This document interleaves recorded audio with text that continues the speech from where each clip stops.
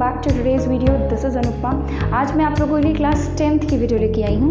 Class 10th में हम carbon and इस कंपाउंड कर रहे हैं और इसमें मैंने आप लोगों के लिए इथेनॉल तक के टॉपिक्स जो है वो कवर कर लिए हैं और आज हम लोग को इथेनॉइक एसिड के बारे में बात करना है, उसकी फिजिकल और केमिकल प्रॉपर्टीज़ के बारे में बात करना है। तो बिना टाइम वेस्ट किए फटाफट से स्टार्ट करते हैं। इथेनॉइक एसिड, ठीक है। अब इथेनॉइक एसिड में फिजिकल और केमिकल प्रॉपर्टीज़ दोनों ही इंपॉर्टेंट है। फिजिकल प्रॉपर्टीज से क्वेश्चंस बन जाते हैं, इसलिए 4-5 ही हैं तो आप उसको याद कर लेंगे तो बेहतर है। इथेनॉइक एसिड का सबसे पहले स्ट्रक्चर देख लें तो देखो 2 कार्बन, एथ का मतलब क्या हो गया, 2 कार्बन बना दें। ओइक मतलब COOH वाला ग्रुप, ठीक है, COOH वाला ग्रुप। ये कार्बन बच गया तो इसकी वैलेंसी सेटिस्फाई हो जाएगी CH3 लगा के। तो CH3COOH ये है आपका इथेनॉइक एसिड। बात करते हैं इसके फिजिकल प्रॉपर्टीज से। फिजिकल प्रॉपर्टीज, ठीक है। फिजिकल प्रॉपर्टीज में सबसे पहले इसके पास 2 कार्बन है जिसमें से एक आपका कार्बोक्सिलिक ग्रुप है, ठीक है, तो वो लिखने की जरूरत नहीं है, आपको समझ में आ रहा है। अगला, इट इज कॉमनली कॉल्ड, इसको हम कॉमनली एसिटिक एसिड के नाम से जानते हैं, ठीक है। H3COOH एसिटिक एसिड के नाम से जानते हैं और ये कहाँ पाया जाता है, विनेगर में। आप लोगों ने acid basis and salt chapter में पढ़ा हुआ है, ठीक है। विनेगर में पाया जाता है ये। Around 5 to 8% of acetic acid,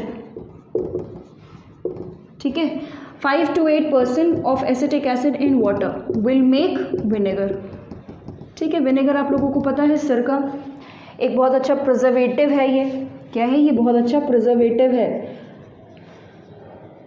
preservative, ठीक है। खाने को काफ़ी लंबे समय तक खराब होने से, रैंसिड होने से बचाएगा ये विनेगर, ठीक है। तो विनेगर। अगला पॉइंट देखिए, अगला पॉइंट इंपॉर्टेंट है। अब देखो इथेनॉइक एसिड की जो मेल्टिंग पॉइंट होती है वो 290 केल्विन के आसपास होती है, ठीक है। तो ये तो सबसे पहले इंपॉर्टेंट बात हो गई। मेल्टिंग पॉइंट हो गया इसका 290 केल्विन, यानी कि अप्रॉक्सीमेटली 17 डिग्री सेल्सियस, ठीक है। अब देखो 17 डिग्री सेल्सियस उसका मेल्टिंग पॉइंट है, मतलब क्या, 17 डिग्री सेल्सियस के बाद जब टेम्परेचर बढ़ेगा तो ये मेल्ट होने लगेगा, यानी कि 17 से पहले ये कैसा है, सॉलिड स्टेट में है, फ्रीज्ड है, ठीक है। तो कहने का मतलब ये हुआ कि 17 डिग्री सेल्सियस से ज़्यादा जब टेम्परेचर होने लगेगा रूम का, उस केस में ये पिघलना स्टार्ट हो जाएगा। उसके पहले यानी कि 17 डिग्री सेल्सियस से कम अगर टेम्परेचर है, यानी कि ठंडियों में, है ना, ठंडियों में तो टेम्परेचर 9, 10, 11 या 6, 5 के आसपास भी होता है। तो जब इतना कम टेम्परेचर रहेगा तो ये लिक्विड स्टेट में नहीं रहेगा, तो ये किस फॉर्म में रहेगा, फ्रोजन फॉर्म में रहेगा, ठीक है, सॉलिड स्टेट में रहेगा ये, ठीक है, फ्रीज हो चुका होगा ठंडियों में। तो ठंडियों में ये जम जाता है और गर्मियों में ये पिघलने लगता है। किसकी तरह, ठीक ग्लेशियर्स की तरह। जैसे ग्लेशियर्स ठंडियों में पिघल जाते, ठंडियों में जम जाते हैं और गर्मियों में पिघल जाते हैं, वैसे ही एसिटिक एसिड भी सेम उन्हीं के तरीके से ठंडियों में जमता है और गर्मियों में पिघल जाता है। अब आप पूछेंगे कि विनेगर तो नहीं पिघलता, हम तो सिरका डेली ठंडियों में भी खा लेते हैं, लेकिन वो तो नहीं पिघलता। वो इसलिए नहीं पिघलता क्योंकि विनेगर में सिर्फ 5 से 8% एसिटिक एसिड है, बाकी तो पूरा पानी है, 95% वाटर है। वाटर तो नहीं ठंडियों में जम जाएगा, ठीक है। तो ये केस है, विनेगर इसीलिए फ्रीज नहीं होता। तो मेल्टिंग पॉइंट 290 केल्विन है, 17 डिग्री सेल्सियस, 17 डिग्री सेल्सियस इसका मेल्टिंग पॉइंट है। इसका मतलब कि it फ्रीजेज in winters and starts melting in summers, ठीक है। इसीलिए हम इसको क्या बुलाते हैं, hence it is called glacial, है ना, ग्लेशियल एसिटिक एसिड हम इसको बुलाते हैं, राइट, ग्लेशियल एसिटिक एसिड। तो ये हो गए हैं इसके 3 फिजिकल प्रॉपर्टीज़। फटाफट से केमिकल प्रॉपर्टीज़ पे चलेंगे। फिजिकल प्रॉपर्टीज़ में आपका ये वाला पार्ट और ये वाला पार्ट इंपॉर्टेंट है, ठीक है। कई बार पूछ लेता है कि what percentage of acetic acid in water mix vinegar, तो आपको बताना पड़ेगा 5 to 8%, ठीक है। 5.8 नहीं है, ये 5 to 8 है, 5 to 8%। मेल्टिंग पॉइंट कई बार पूछ लेता है। ग्लेशियल एसिटिक एसिड क्यों बुलाते हैं हम इसको, ये भी पूछ लेता है। 1 मार्क के क्वेश्चन है, फिजिकल प्रॉपर्टी से बन जाएंगे। आगे बढ़ते हैं, ठीक है। चलिए अब फटाफट बात करते हैं केमिकल प्रॉपर्टीज़ की, ठीक है। Chemical properties of ethanoic acid. Chemical properties को ध्यान से समझेंगे, हो सकता है कि कुछ दिक्कतें आपको आएँ इसमें, लेकिन बहुत ध्यान से समझोगे तो सब समझ में आएगा, ठीक है, और याद भी हो जाएगा, प्रोडक्ट तुरंत याद हो जाएगा, ठीक है। केमिकल प्रॉपर्टी, ठीक है, स्टार मार्क कर लो और वेरी इंपॉर्टेंट लिख लो जो हम लोग रिएक्शन अब पढ़ने वाले हैं, और वो रिएक्शन क्या है, esterification. Esterification reaction very very important, यहाँ से क्वेश्चन ना बने तो क्वेश्चन पेपर अधूरा है, ठीक है। एस्टेरिफिकेशन से क्वेश्चन छोटा मोटा ज़रूर बनेगा, ज़रूर बनेगा, ठीक है। अब एस्टेरिफिकेशन में क्या होता है, देखो हमने दो चीज़ें पढ़ी हैं इस चैप्टर में, दो इम्पॉर्टेंट कंपाउंड, वो कौन कौन से हैं, इथेनॉइक एसिड आज पढ़ रहे हैं, ठीक है। इसके प्रीवियस वीडियो में हम लोगों ने क्या पढ़ा था, इथेनॉल। बस इन दोनों का आपस में रिएक्शन कर दो, ठीक है। इस चैप्टर में आपको दो इंपॉर्टेंट कंपाउंड्स के बारे में पढ़ना है, उन्हीं दोनों का रिएक्शन कर दो, एस्टेरिफिकेशन हो जाएगा, ठीक है। क्या क्या था, इथेनॉल और इथेनॉइक एसिड। देखते हैं, देखो मैंने ले लिया है इथेनॉइक एसिड, तो इथेनॉइक एसिड को क्या लोगे, CH3COOH, CH3COOH। ये जो OOH है इसको हम ऐसे भी लिख सकते हैं, ध्यान देना, ऐसे ही लिखा जाता है COOH, CH3COOH, C double bond O single bond OH, ठीक है। कार्बन की चारों वैलेंसीज सेटिस्फाई। ये क्या है, ये है हमारा एसिटिक एसिड यानी कि इथेनॉइक एसिड। इसका रिएक्शन करना है किसके साथ, इथेनॉल के साथ यानी कि अल्कोहल, और अल्कोहल का फॉर्मूला क्या होता है, C2H5OH, ठीक है। एथ और OH है तो ऑल इथेनॉल, ठीक। अच्छा, अब हम क्या करेंगे इसको एसिड के प्रेजेंस में, तो एसिड के प्रेजेंस या तो मैं यहाँ पर एसिड लिख दूँ या मैं H2SO4 जनरली हम लेते हैं, ठीक है। हम क्या लेते हैं, एसिड लेंगे, और कौन सा एसिड लेते हैं, जनरली हम सल्फ्यूरिक एसिड लेते हैं। क्यों सल्फ्यूरिक एसिड लिया, सल्फ्यूरिक एसिड यहाँ लिख रही हूँ, H2SO4 एक डिहाइड्रेटिंग एजेंट है, ये हम लोगों ने इथेनॉल वाले चैप्टर में पढ़ा था। कैसा है ये, डिहाइड्रेटिंग, इथेनॉल वाले चैप्टर में नहीं, सॉरी इथेनॉल वाले वीडियो में, इसकी प्रीवियस वीडियो नहीं देखा है तो आई बटन पे क्लिक करो, फटाफट उसको जाके देखो, वहाँ पे ये वाला टॉपिक, लास्ट केमिकल रिएक्शन, दो ही केमिकल रिएक्शन है, उसमें से लास्ट केमिकल रिएक्शन में हम लोगों ने सल्फ्यूरिक एसिड के बारे में बात करी है। ये क्या है, डिहाइड्रेटिंग एजेंट है, पानी निकालने के काम आता है। तो अगर आपने यहाँ पर एज अ कैटलिस्ट, ठीक है, कैटलिस्ट याद आया, कैटलिस्ट वही शादी के मंडप में जो पंडित होता है उसी की तरह काम करता है कैटलिस्ट, ठीक है। तो कैटलिस्ट की तरह बिहेव करेगा आपका सल्फ्यूरिक एसिड, डिहाइड्रेटिंग एजेंट है, वाटर निकालेगा। अब क्वेश्चन ये है कि यहाँ से, अब वाटर तो रिएक्टेंट से निकलेगा, कहाँ से निकलेगा वाटर, यही देखना है। तो कहाँ से निकलेगा वाटर, देखते हैं। देखो एसिड का काम क्या होता है, इस तरीके से आप रिएक्शन को याद करेंगे और प्रोडक्ट बनाएंगे। अब ज़रूरी नहीं है कि हमेशा यहाँ पर C2H5 ही दे, हो सकता है कि 3 कार्बन की चेन दे दे, 4 कार्बन की चेन दे दे, किसी भी तरीके का अल्कोहल होना चाहिए बस। हमने यहाँ पर इथेनॉल लिया है, ये जो रिएक्शन है ये प्रोपेनॉल के लिए भी ऐसे ही होगा, ठीक है, ब्यूटेनॉल के लिए भी ऐसे होगा। जैसे हम लोगों ने यहाँ पे इथेनॉइक एसिड लिया है, यहाँ अगर इथेनॉइक, यहाँ 2 कार्बन लगा दो तो टोटल 3 हो जाएंगे, प्रोपेनॉइक एसिड बन जाएगा। सबके साथ रिएक्शन सेम होंगे, बस आपको तरीका समझना है कैसे करना है रिएक्शन। फिर उसके बाद आपको जो भी, हम आपको यहाँ पे एक एक्स्ट्रा एग्जाम्पल करके बता देंगे, ठीक है। लेकिन फिलहाल अगर आपके एग्जाम में एस्टेरिफिकेशन पूछेगा तो आप इन्हीं दोनों का रिएक्शन कराएंगे, ठीक है, क्योंकि एनसीईआरटी में दिया हुआ है। ऑलराइट, ठीक है। तो ये हो गया C2H5OH और ये हो गया CH3COOH। दोनों में एसिड कौन सा, ये है अल्कोहल, अल्कोहल मतलब हम इथेनॉल लिख देते हैं, ठीक है। दोनों में एसिड कौन सा है, ये। और एसिड का काम क्या होता है, क्या निकालता है एसिड, H+ आयन। एसिड क्या निकालता है, H+ आयन। और इथेनॉल क्या निकालता है, अल्कोहल के पास क्या है, OH, ठीक है। तो यहाँ से निकालो OH और यहाँ से निकालो H, तो OH और H मिलके क्या बना लेंगे, वाटर। यहाँ पे मैं लिख देती हूँ वाटर, वाटर बन गया। सल्फ्यूरिक एसिड डाला था ना, डिहाइड्रेटिंग एजेंट है, वाटर निकल गया। जब ये दोनों निकल गए तो बचे ये दोनों, इन दोनों को जोड़ दो, ठीक है। तो जोड़ दो CH3COO, यहाँ से तो यही मिला, CH3COO लिख लो इसको, CH3C डबल बॉन्ड O, ठीक है। अब भाई यहाँ इसका बॉन्ड खाली हो गया ना, ऑक्सीजन का हाइड्रोजन तुमने निकाल लिया, तो कोई तो जुड़ेगा, कौन जुड़ेगा, ये बस इसको यहाँ पर लाके जोड़ दो, C2H वाइफ। ठीक है, ये जो चीज़ आपकी बनी है यही है आपका एस्टर, इसको हम बुलाते हैं ester.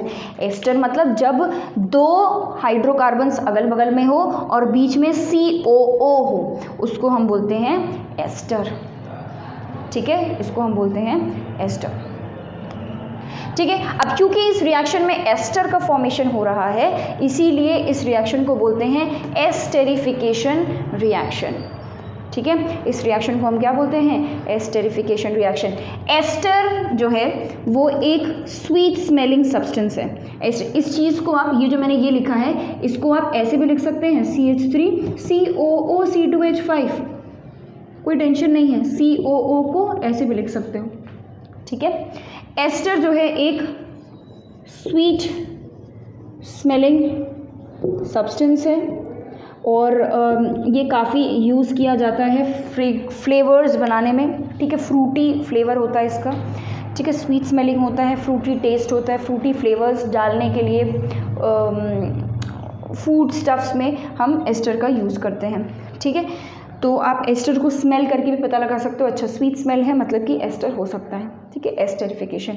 Right this reaction so that we can move forward. अच्छा, इससे पहले हम लोग ये एक और एग्जांपल, जैसे मैंने बताया कि अगर नंबर ऑफ कार्बन हमने मान लीजिए चेंज कर दिया, यहाँ पे मान लीजिए मैंने 2 कार्बन कर दिए, वहाँ पे हम लोगों ने मान लिए कि 3 कार्बन कर दिए। ठीक है, कार्बन चेंज होने से क्या कोई फ़र्क पड़ेगा?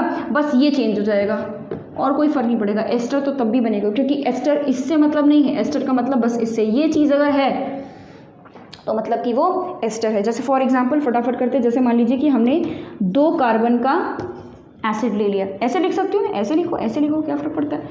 प्लस यहाँ पे हमने कितने बताया मैंने, 3 कार्बन का OH। ठीक है, ये अल्कोहल लिया है, ये एसिड लिया है। कौन सा अल्कोहल है? ये प्रोपेनॉल। और ये कौन सा एसिड है? Propanoic acid. ठीक है, अच्छा H2SO4 के प्रेजेंस में होगा ये रिएक्शन, ये एसिड लिखना मत भूलना बिल्कुल भी। ठीक है, H2SO4 के प्रेजेंस में हमने ये रिएक्शन करा दिया। अब क्या प्रोडक्ट बनेगा ज़रा बनाओ। यहाँ से निकाल दिया H और यहाँ से निकाल दिया OH, यही काम करना है सब में। अल्कोहल से निकालो OH और एसिड से निकालो H, क्या बन जाएगा? H2O तो बन गया भाई, H2 हमने बाहर निकाल दिया, बाकी जो बचा है उसको जोड़ दो। C2H5 COO, C2H5 COO, उसके बाद फिर ये जोड़ दो C3H7, ये भी एक एस्टर बन गया। क्लास 11th में जब आप जाएंगे तो आप एस्टर्स का नाम भी IUPAC करना, उनका नाम लिखना भी सीखेंगे। फिलहाल उतना कॉम्प्लिकेट हमें नहीं करना है, आपको बस एस्टर समझना है। ठीक है, एग्जाम में अगर आएगा तो आप ये वाला रिएक्शन लिखेंगे, ये तो बस एक एग्जाम्पल है। ठीक है, एग्जाम्पल है, इसको लिख लो। फिर इसके बाद एस्टेरिफिकेशन की थोड़ी और बातें करते हैं। ठीक है, अब देखो ये जो एस्टेरिफिकेशन रिएक्शन है ये एक रिवर्सिबल रिएक्शन है। ठीक है, अब मैं इसको मिटा दे रही हूँ।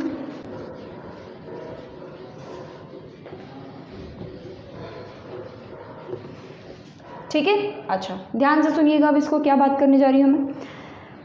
एसिटिक एसिड एस्टेरिफिकेशन जो है वो एक रिवर्सिबल रिएक्शन है। मतलब अगर आपने प्रोडक्ट को दोबारा रिएक्ट करा दिया, सल्फ्यूरिक एसिड अब नहीं डालोगे, रिवर्सिबल रिएक्शन में सल्फ्यूरिक एसिड नहीं डालोगे, वो तो पानी निकालने के काम करता है। अगर आपने इन दोनों का रिएक्शन दोबारा करा दिया तो आपको ये प्रोडक्ट मिल जाएंगे। ठीक है, तो आपका एस्टेरिफिकेशन कैसा रिएक्शन हो गया? रिवर्सिबल रिएक्शन हो गया।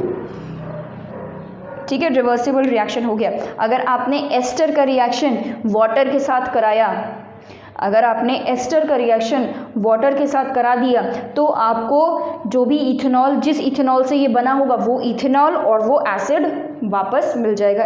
रिवर्सिबल रिएक्शन है। अच्छा, लेकिन अगर हम लोग वाटर की जगह पर, ठीक है, कोई बेस ले लेते हैं। ठीक है, मान लीजिए सोडियम हाइड्रोक्साइड के साथ मैंने रिएक्शन करा दिया, किसका? एस्टर का। ठीक है, रिवर्सिबल रिएक्शन है, लेकिन मैंने वाटर की जगह पे अब क्या ले लिया है? Sodium hydroxide. ठीक है, तो रिवर्सिबल रिएक्शन हम करेंगे, लेकिन विथ किसके साथ करेंगे? NaOH के साथ। तो देखो जब NaOH के साथ करेंगे तो क्या होगा, ध्यान से समझना। देखो ये ले लिया है हमने एस्टर, CH3COO C2H5 ये हमारा एस्टर है, ठीक है। अच्छा, इसका रिएक्शन मैंने करा दिया है NaOH के साथ, वाटर की जगह पर NaOH। अब देखो होगा क्या, ये वाला जो बॉन्ड है जहाँ से ये दोनों जुड़े थे, जिस जगह पर ये दोनों जुड़े थे वो बॉन्ड तोड़ दो, ठीक है। जहाँ पर ये दोनों जुड़े थे वो बॉन्ड तोड़ दो। भाई यहीं पर तो हम लोगों ने जोड़ा था, CH3COOH में C2H5 जोड़ दिया था, यहाँ पर उसको तोड़ दो, ठीक है। अच्छा, जब आपने इस बॉन्ड को तोड़ा तो भाई जब ये बॉन्ड टूटता है, जब कोई बॉन्ड टूटता है ना, तो उस बॉन्ड के जो इलेक्ट्रॉन होते हैं, बॉन्ड तो इलेक्ट्रॉन के शेयरिंग से ही बन रहा होगा, ऑक्सीजन और कार्बन के बीच में, ऑक्सीजन और कार्बन के बीच में जो बॉन्ड है दोनों नॉन मेटल से, तो कौन सा बॉन्ड बन रहा होगा, कोवेलेंट, यानी कि शेयरिंग हो रही होगी। तो जब कोई कोवेलेंट बॉन्ड टूटता है और शेयरिंग हो रही होती है तो दोनों में से कोई एक इलेक्ट्रॉन को लेके भाग जाएगा, इलेक्ट्रॉन को लेके भाग जाएगा और बॉन्ड टूट जाएगा। जब तक शेयरिंग हो रही थी तब तक बॉन्ड था, जब कोई एक इलेक्ट्रॉन लेके भाग गया तो फिर काय का, तब तो शेयरिंग हो ही नहीं रही, तो फिर बॉन्ड नहीं बनेगा। तो यहाँ पर कौन इलेक्ट्रॉन को लेके भागेगा, कार्बन या ऑक्सीजन? ऑब्वियस सी बात है ऑक्सीजन, क्योंकि oxygen is more electronegative than carbon. तो ऑक्सीजन इलेक्ट्रॉन लेके भाग गया, यानी कि ऑक्सीजन हो गया नेगेटिव और ये हो गया है पॉजिटिव, ठीक है। ये हो गया है नेगेटिव और ये हो गया है पॉजिटिव। आप इसी तरीके से इसको सॉल्व करेंगे, प्रोडक्ट बनाएंगे तो आसानी से बन जाएगा, ठीक है। अब क्या करना है, अब देखो इसमें भी तोड़ दो, भाई OH नेगेटिव होता है और Na पॉजिटिव होता है, OH नेगेटिव होता है, Na पॉजिटिव होता है। यहाँ पे भी हमने चार्ज बना दिया, यहाँ पे भी हमने चार्ज बना दिया, और हमें पता है कि ऑपोजिट चार्जेस एक दूसरे को अट्रैक्ट करेंगे। तो ये जो प्लस है ये कहाँ चला जाएगा, माइनस के पास, और क्या बना लेगा, CH3COONA, ठीक। और यहाँ क्या बन जाएगा, C2H5OH प्लस C2H5OH, ठीक है। ये जो चीज़ बनी है इसको हम बोलते हैं सोडियम एसीटेट, ठीक है। या हम ये बोल सकते हैं इसको sodium salt of acetic acid, ठीक है, sodium salt of acetic acid, ये बन गया, ठीक है। अच्छा, अब थोड़ा और सुनो, देखो अभी तो हमने यहाँ पे सिर्फ 2 कार्बन की चेन ली थी और हमने एसिटिक एसिड का रिएक्शन एस्टर का रिएक्शन हमने NaOH के साथ कराया, हमें सोडियम एसीटेट मिल गया, यानी कि sodium salt of acetic acid. Acetic acid का एक सोडियम सॉल्ट मिल गया, एसिटिक एसिड का सोडियम सॉल्ट का मतलब एसिड था वो पहले जिसमें H हट के सोडियम लग गया, उसी को हम बोलते हैं sodium salt of acetic acid. अगर ये जो कार्बन की जो चेन है, अगर ये 1 या 2 कार्बन की ना हो, बहुत लंबी सी चेन हो, करीब 15, 16, 17, 18, 20 कार्बन, 25 कार्बन की अगर चेन हो, ठीक है, और आपने सोडियम सॉल्ट ऑफ एसिड बना लिया, जो भी पर्टिकुलर एसिड था उसका एक सोडियम सॉल्ट बना लिया, तो वो जो है ये जो कंपाउंड तैयार होगा ये आपका सोप होगा, ठीक है। सोप जो होते हैं वो ऐसे होते हैं, लंबी सी कार्बन की चेन होगी, लंबी सी कार्बन की चेन होगी और COONA होगा लास्ट में क्या होगा, COONA। मतलब क्या कि सोप जो बना रहे हैं हम, जो सोप बनाते हैं, सोप के जो मॉलिक्यूल्स हैं वो इसी रिएक्शन से बनते हैं, ठीक है। वो किससे बनते हैं, इसी रिएक्शन से बनते हैं। तो हमने ये जो बनाया है ये एक्चुअल में सोप ही है, ये एक्चुअल में क्या है, सोप। मतलब एग्जैक्टली सोप नहीं, बस यहाँ पे कार्बन की चेन लंबी हो, कार्बन की चेन 15-16 कार्बन की चेन अगर होगी तो सोप का मॉलिक्यूल तैयार हो जाएगा।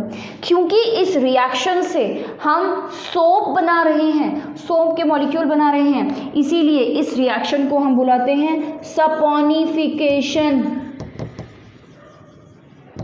ठीक है। The reaction in which molecules of soap are formed is called saponification reaction। और molecules of soap हैं क्या, सोडियम सॉल्ट ऑफ, अब यहाँ पे एसिटिक एसिड, बस एसिटिक एसिड नहीं होगा, कोई लंबी सी चेन होगी तो हम क्या बोल सकते हैं, sodium salt of long chain of carboxylic acid, long chain, लंबी सी चेन कार्बोक्सिलिक एसिड की, और सोडियम सॉल्ट यानी कि H हट के सोडियम लग गया, लास्ट में एक लंबी सी चेन होगी, लास्ट में COONA आपको मिलेगा, तो आपका क्या हो गया, सोप का फॉर्मेशन हो गया, वो सोप का मॉलिक्यूल है, ठीक है। इतनी बातें हो गई हैं। अब सोप के मॉलिक्यूल के बारे में याद रखिएगा, क्या होता है सोप का मॉलिक्यूल, यहाँ पे लिख रही हूँ मैं सोप का मॉलिक्यूल, क्योंकि जब आप क्लेंजिंग मैकेनिज्म ऑफ सोप पढ़ेंगे तो आपको ये पता होना चाहिए। सोप क्या होते हैं, सोडियम, अभी हमने पढ़ा salts of long chain of carboxylic acid, long chains of carboxylic acid का सोडियम सॉल्ट, यही है आपका सोप। ठीक है, इसको कहीं पर लिख लेना, हम इसको यूज़ करेंगे। ठीक है, तो ये पहला रिएक्शन आपका जो है एसिटिक एसिड का कंप्लीट हो गया है, जिसको हम बुलाते हैं एस्टेरिफिकेशन। ठीक है, आगे बढ़ते हैं, इसको लिख लो। ऑल राइट, ठीक है, अब ये हो गया है। अब हम बात करते हैं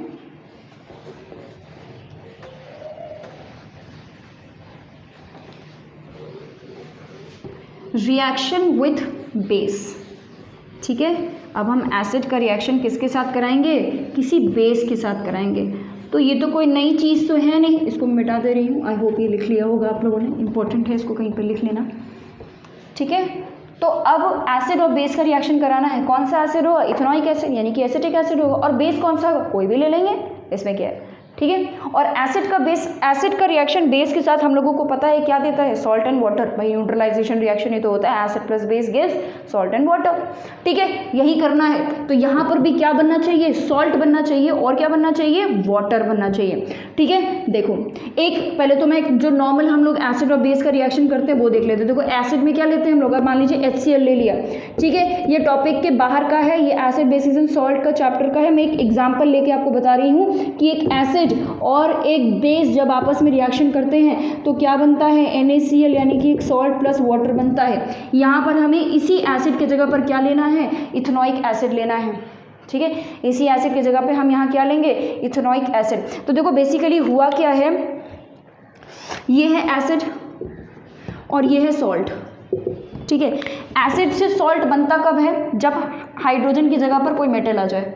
यही तो हुआ, HCl था पहले, हाइड्रोजन की जगह पर क्या आ गया है, मेटल आ गया, तो हम उसको क्या बुलाने लग गए, सॉल्ट बुलाने लग गए। NaCl क्या है, सॉल्ट। यही चीज़ हमें यहाँ करनी है। देखो एसिटिक एसिड का रिएक्शन CH3COOH, इसका रिएक्शन मान लीजिए मैंने करा दिया है NaOH के साथ। ठीक है, अब होगा क्या, वही सेम चीज़ मैंने आपको बताया, ऑक्सीजन नेगेटिव होता है और हाइड्रोजन पॉजिटिव होता है। भाई अरे भाई इनके बीच का बॉन्ड टूटेगा, वही सेम कहानी जो भी मैंने बताया, इनके बीच का बॉन्ड तोड़ना है ना हमें, तभी तो हम हाइड्रोजन को हटा के सोडियम को लाएंगे और वो सॉल्ट बनेगा। हाइड्रोजन को हटा के सोडियम लेके आए तब सॉल्ट बना, हाइड्रोजन को हटा के सोडियम लेके आएंगे सॉल्ट बनेगा। तो हम क्या करेंगे, ये वाला बॉन्ड टूटेगा तभी तो हाइड्रोजन हट के सोडियम आएगा। ये वाला बॉन्ड टूटेगा कब, जब ऑक्सीजन इलेक्ट्रॉन को लेके भाग जाए। ऑक्सीजन इलेक्ट्रॉन को लेके भाग जाएगा तो इस पर नेगेटिव चार्ज आ जाएगा, ये नेगेटिव ये पॉजिटिव, और यहाँ पे मेटल नेगेटिव और ये मेटल पॉजिटिव और OH नेगेटिव। बस पॉजिटिव नेगेटिव को जोड़ो, काम खत्म। CH3COO Na आ गया अब। ठीक है, प्लस यहाँ पे हो जाएगा आपका वाटर बन गया। भाई ये OH नेगेटिव और H प्लस मिला के क्या बनाएंगे, वाटर बनाएंगे, वाटर बन गया। ठीक है, यानी कि एसिड और बेस का रिएक्शन हमें क्या देता है, सॉल्ट देता है। ये क्या देता है, सॉल्ट देता है। ठीक है, वही काम किया, हाइड्रोजन को हटाया, सोडियम को ले आया, सॉल्ट बन गया। लेकिन इसको हम क्या बोलेंगे, वही जो हम लोगों ने इससे पहले बोला था, सोडियम सॉल्ट, सोडियम थोड़ा सा अच्छा से लिखती हूँ, सोडियम सॉल्ट ऑफ किसका, एसिटिक एसिड। भाई sodium salt of acetic acid अभी जो थोड़ी देर पहले बनाया वही तो बना है। ठीक है, इसको हम सोडियम एसीटेट बुलाते हैं, सोडियम एसीटेट बुलाते हैं, राइट, सोडियम एसीटेट बुलाते हैं। ठीक है, अच्छा ये एक मैं आपको एक्स्ट्रा करा दे रही हूँ जो कि बुक में नहीं दिया है, लेकिन हम कर लेते हैं। CH3COOH एसिड का रिएक्शन, भाई ये एसिड ही तो है, एसिड का रिएक्शन अगर मैं मेटल के साथ करा दूँ तो क्या होगा। अगर मैंने एसिड का रिएक्शन मेटल के साथ, याद करो acid basis and salts chapter में हम लोगों ने पढ़ा था कि एसिड का रिएक्शन जब मेटल के साथ होता है तो क्या बनता है, सॉल्ट और हाइड्रोजन गैस निकलती है। अरे बोलो, सॉल्ट और हाइड्रोजन गैस। ठीक है, तो वही सेम चीज़ होगा कि यहाँ पे सोडियम जो है वो हाइड्रोजन को डिस्प्लेस कर लेगा, सोडियम क्या करेगा, हाइड्रोजन को हटा लेगा, और क्या बन जाएगा, CH3COO। भाई हाइड्रोजन हट के सोडियम मेटल लग गया तो ये तो सॉल्ट बन ही गया। कौन सा सॉल्ट है ये, सोडियम एसीटेट नाम है इसका। Plus plus plus H2, hydrogen भाई ये निकला ना हाइड्रोजन, तो हाइड्रोजन गैस जो है वो आपकी निकल गई। ठीक है, तो ये था आपका रिएक्शन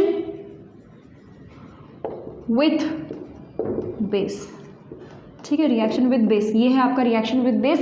ये एक एग्जाम्पल के तौर पर मैंने आपको बताया है ताकि आपको पुराना याद है, तो पुराने से कनेक्ट करके आप इसको आसानी से समझ पाओगे और साथ में पुराना भी याद हो जाएगा। ये कौन सा रिएक्शन है? ये न्यूट्रलाइजेशन रिएक्शन ही तो है भैया। ये कौन सा रिएक्शन है? Neutralisation reaction. ठीक है, एसिड प्लस बेस, राइट। चलिए करो, इसको लिख लो। ओके, तो अब ये ख़त्म हो गया है। अब हम करेंगे reaction with metal carbonate and metal bicarbonate. सुना सुना लग रहा है ये? सुना सुना नहीं, सुना सुना, सुना सुना लग रहा है ये आप लोगों ने एसिड बेसिस एंड सॉल्ट्स में, chemical reactions of acid basis and salt में आप लोगों ने ये पढ़ा हुआ है। Reaction of acid with metal carbonates and metal bicarbonates याद नहीं है तो एसिड बेसिस एंड सॉल्ट वाली वीडियो पे क्लिक करो और उसको सर्च करके उसको ज़रूर देखो। ठीक है, बिल्कुल देखना है उसको, इम्पॉर्टेंट है क्योंकि उसके सारे रिएक्शंस हम यहाँ पर दोबारा कर रहे हैं। ठीक है, अगर वो आता है तो फिर ये तो आराम से आ जाएगा। तो एक बार याद दिला दूँ, पहले तो हम लिख लेते हैं रिएक्शन किसके साथ करना है। Reaction with metal carbonate and metal bicarbonate। ठीक है, metal carbonate and metal bicarbonate. Carbonate में CO3 2 नेगेटिव होता है और बाइकार्बोनेट में HCO3 नेगेटिव होता है। हम मेटल की जगह पर कौन सा मेटल ले लेंगे? सोडियम। तो sodium carbonate CNA2CO3, sodium bicarbonate, metal की जगह पे सोडियम लिया है तो मेटल बाइकार्बोनेट यानी कि सोडियम बाइकार्बोनेट NaHCO3। यानी कि हमें एसिड का रिएक्शन कराना है एक बार Na2CO3 के साथ मेटल कार्बोनेट और एक बार NaHCO3 के साथ मेटल बाइकार्बोनेट। ठीक है, अब पुराना एसिड्स बेसिस एंड सॉल्ट्स वाला जो चैप्टर है, ठीक है, उसका एक बार मैं पुराना रिएक्शन आपको याद दिला दूं, फिर उसी से कंपेयर करके हम ये वाला कर लेंगे। इससे आपको दोनों चीज़ें, दोनों केमिकल रिएक्शंस रिवाइज हो जाएंगे। ये तो याद हो जाएगा, समझ में आ जाएगा और वो रिवाइज हो जाएगा। याद करो हम लोगों ने, और अगर बुक है तो बुक खोल के एक बार देखो। ठीक है, बिना कॉपी पेन के मत बैठा करो यार, कोई फ़ायदा नहीं होता। जब तक आप देखते रहो और लिखते रहो, है ना, जब तक दोनों चीज़ें साथ साथ में नहीं होती रहेगी तब तक फिर वो बेनिफिट 100% बेनिफिट नहीं उठा पाओगे आप। ठीक है, चीज़ें यहाँ पर मैं काफ़ी डिटेल में बता रही हूँ तो उसका फ़ायदा उठाइए। तो HCl बुक है तो बुक फटाफट खोलो और एसिड बेसिस एंड सॉल्ट में chemical reactions of acids and bases में दूसरा रिएक्शन है। पहला रिएक्शन हम मेटल के साथ करते हैं, दूसरे रिएक्शन में हम मेटल कार्बोनेट और मेटल बाइकार्बोनेट के साथ करते हैं। ठीक है, जिसमें लाइम वाटर टर्न्स मिल्की वाला टेस्ट करते हैं, याद करिए। ठीक है, वही वाला। तो HCl का रिएक्शन मैंने करा दिया है Na2CO3 के साथ। तो देखो क्या बनता है, salt plus water plus carbon dioxide, salt plus water plus carbon dioxide. NaCl बनता है plus water plus carbon dioxide. HCl का रिएक्शन अगर आपने NaHCO3 के साथ कराया तो क्या बनेगा, सेम प्रोडक्ट बनेगा, salt plus water plus CO2। Difference कहाँ आ जाएगा, बैलेंसिंग में। देखो यहाँ पे 2 सोडियम है, यहाँ 2 कर दिया, 2 सोडियम हो गया, यहाँ 2 कर दिया, बैलेंस हो गया। ठीक है, बस यही करना है। दोनों में डिफरेंस सिर्फ यही 2 का ही है, बाकी दोनों के प्रोडक्ट सेम आते हैं। यानी कि मिलता क्या क्या है, salt plus water plus carbon dioxide.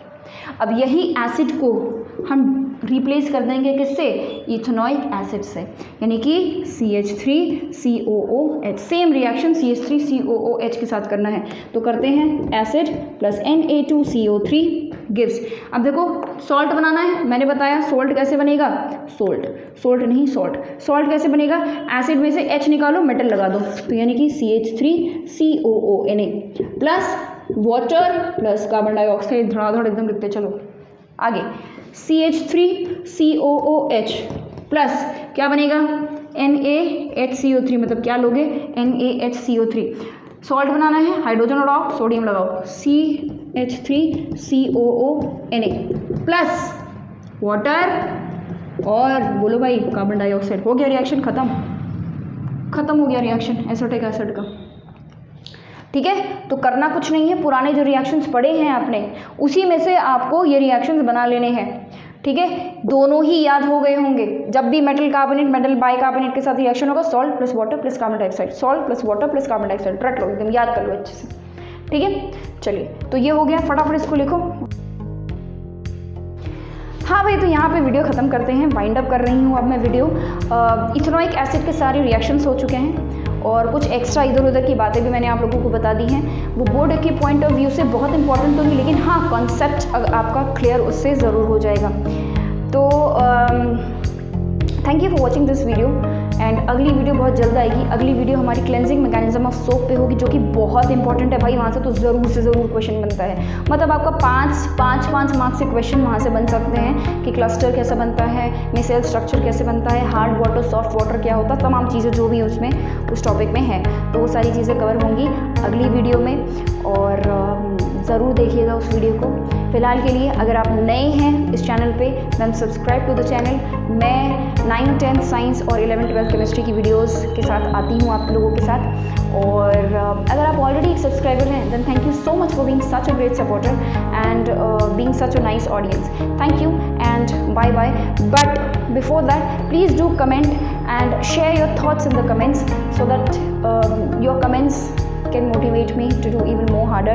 And if you have any demand for any new topic, any new chapter or any kind of demand, then please make that reach to me so that I know that what my students want from me. Thank you and bye bye.